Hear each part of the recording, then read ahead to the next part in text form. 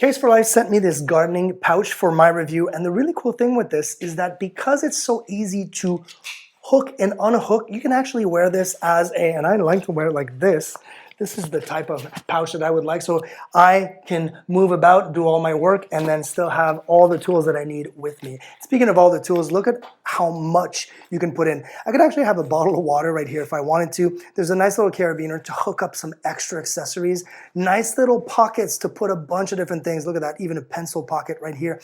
And then that zipper pouch for extra things that you want to slide in. I mean, very, very heavy duty. As you can see, the material is extremely heavy duty. And it even has that little attachment here, that little hook to put in a hammer in my case, or maybe you want to put a shovel, those little gardening tools. And then, of course, those two snappy belt there like that, so easy.